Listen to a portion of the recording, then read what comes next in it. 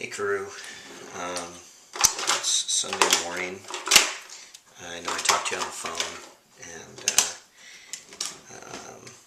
a little while ago, about an hour ago. So Dad passed away at 5:30.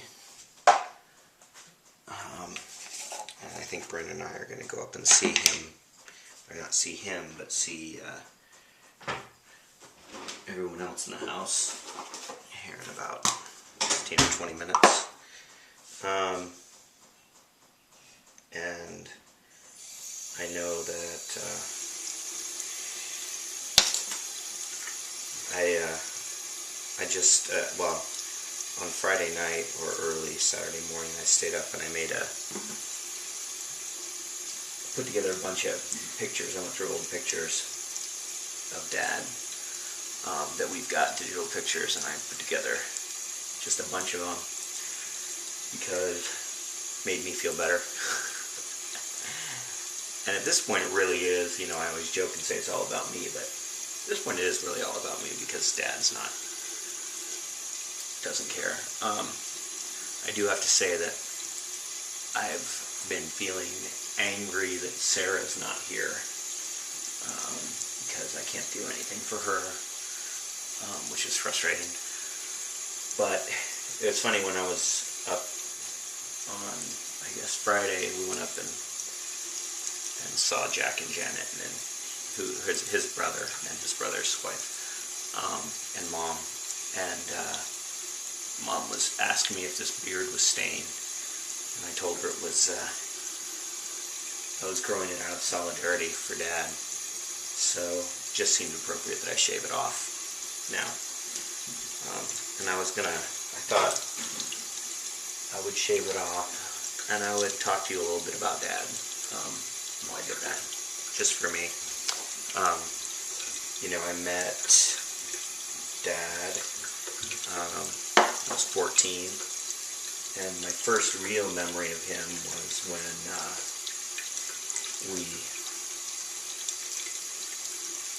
we went to Sarah and I went to senior, or May Dance, our freshman year, and he and Melissa drove us around, and they had this horrible Buick, and so, we were both 14, so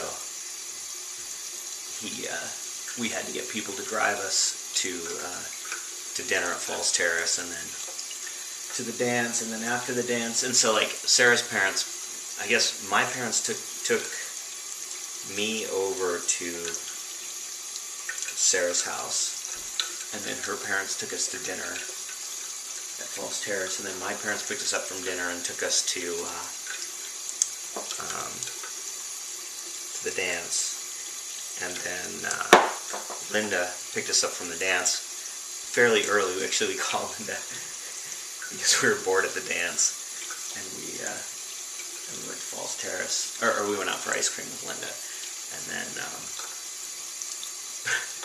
Sarah went home, and she was home so early that her parents were freaked out that something had gone wrong, and she was like, "No, it was great. We had a good time." So that was that's my first memory of Ron. And so then, of course, I saw them on and off for years. Actually, I think when Sarah and I got engaged, he described me as the kid that was just always hanging around. So my next real clear memory distinctive memory is, of course, when we visited them when you and I were, 20? Just turned, we were 20 when we were traveling around the country together, which is crazy when you think that that's Bryn's age now. And we went and visited them in Pennsylvania, and actually, we actually were looking for a place to stay more than anything, and as Dad so directly, he had a way of saying stuff, and so he was like, "So what are you guys doing?" And I And he said, so, and we told him, we're driving around the country and we had to change cars. And he said, so basically, you're traveling around the country mooching off your friends. Or in this case, your friends' parents. And we were like, yeah, that's basically what we're doing. So that's my my next memory of Dad. And of course, that was the trip where Sarah very forwardly put the moves on me, and when we actually started, kind of started us thinking seriously about having a real relationship. And then the next time I saw him was at Sarah's graduation, a little less than a year later, when I flew back to Philly, and he gave Sarah that Toyota Celica that he'd had, that he bought for his 40th birthday, or when he turned 40, I don't know if it was for his birthday. And so Sarah and I then, drove the Celica from Philadelphia to Olympia in 2 stretches, another one of those famous long drives. But I remember, we never told him about when we were driving through. We were in the middle of Wyoming, and we spun the car. Well, I spun the car. I was driving. We'd been driving for, I don't know how long we'd been driving by that point, but and I was stretching my leg out. I picked up my leg and stretched it out, and I kind of swerved off the road, and I overcorrected, and we did 1.5 spins, and I'm spinning backwards down the freeway, killed the engine. I had cruise control on, and then and my first thought was,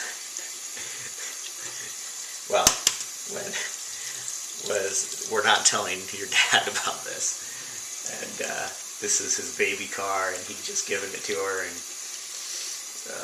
all's well that ends well, right?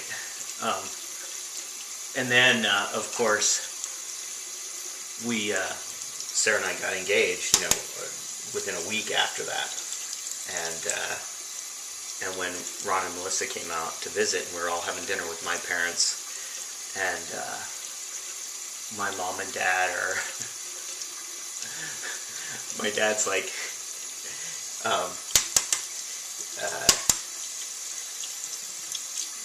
talking about how, I forgot, we were talking about cars, because I just bought a new CRX, or not a new one, but a used CRX, because we were moving to Auburn when we got married, and I was going to be commuting, so we needed a high efficiency car. And I take it, actually when Dad came out, it's funny, a lot of stories about Dad revolve around cars. He loved cars.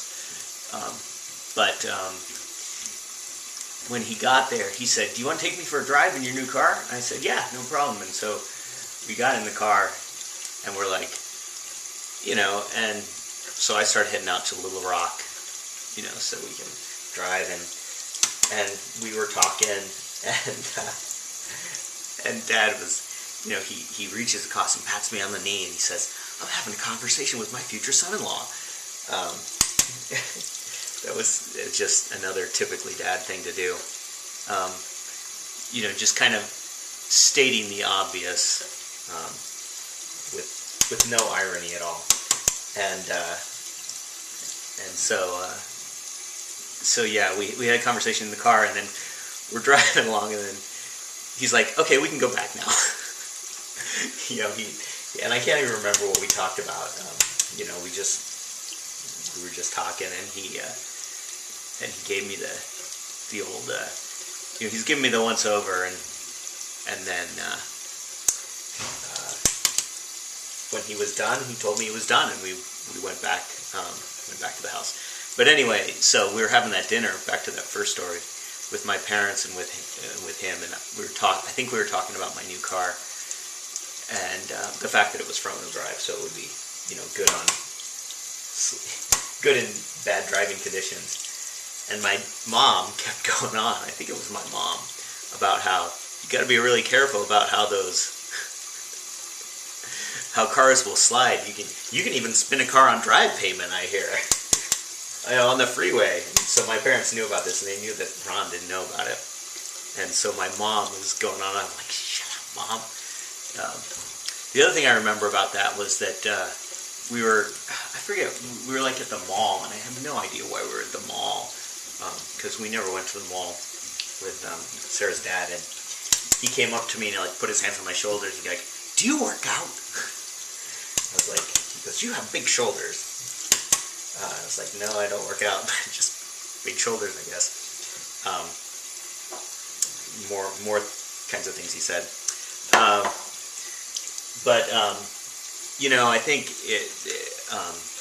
I know I've said this before, but if Ron and Melissa understood the Baha'i Faith better and took more seriously the fact that we're required to get permission to get married, I don't know that Sarah and I would have gotten married, at least not at the same time that we did. I think her parents were pretty freaked out about her marrying me because I was, you know, she was so directed and driven and I wasn't. But you know, the one thing about Dad was he was very fair and open-minded, and you know, he gave me chances. He gave me chances to be who I was, and there was you know, I felt some pressure, but I don't think he put that pressure on me at all. And he was so supportive. And you know, I remember when we went to Belize, and you know, Sarah's working on her PhD and I'm working on my bachelor's, and and so I was finishing up my work, and I'd gotten to the point where I'd done this survey and I'd done all this work, and I showed him, you know, we went to visit them in Panama because he was the president of the Panama Canal College at the time,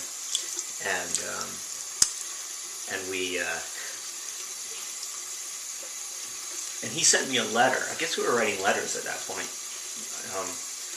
and he sent me a letter about how I needed to make sure that I didn't lose focus and that I finished the project. And I was really mad that he sent me this letter. I was like, he doesn't respect me, you know, he thinks that I'm, you know, I can't do this, and so I sent him back a letter, and I said, you know, I really think I want you. I basically told him I was mad, and I said, you know, I want you to respect me, and I want you to realize that I can do this, and that I'm not, just because I didn't take a career path like Sarah and wasn't a valedictorian in my high school class, and you know, I'm capable of accomplishing things. And he sent me back this great letter, and I can't remember actually if it was a letter or we talked, I think. And he said, you know, that's not how I feel at all. He said, I actually do respect you, and I sent you that letter as I would a student that I really liked and respected, and I was just trying to give you advice because I know that lots of people, even competent people, you know, have a problem doing with certain phases of things. And you know, at the time I wasn't sure necessarily I believed him, but I do. You know, I'm sure that's what he meant. I'm sure, you know, because he does that. He actually does that for everybody. You know, he actually, you know, the one thing about Dad was if he had a thought about something that he thought was going to be a possible problem, he would tell you, you know, and he would give you advice. So actually, here's another good one that I remember.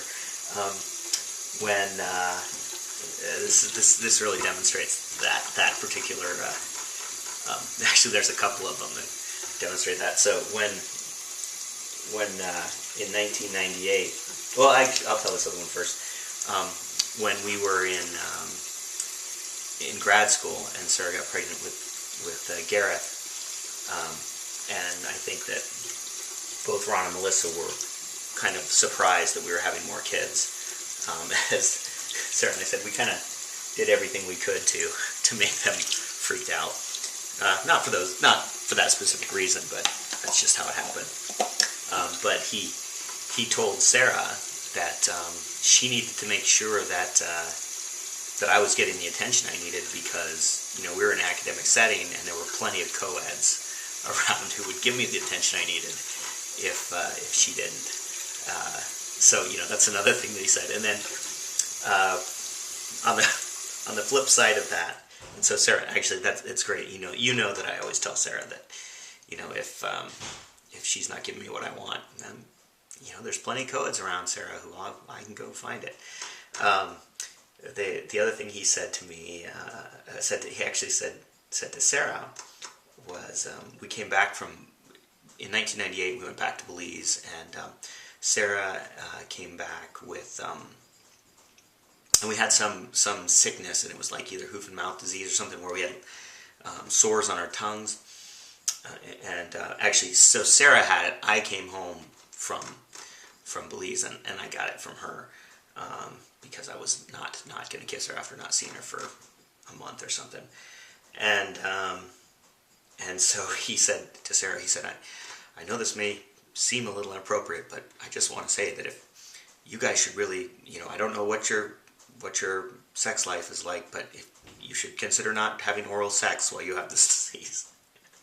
So, yeah, he was always there with advice, sometimes when you didn't want it, but you always knew he was thinking of you.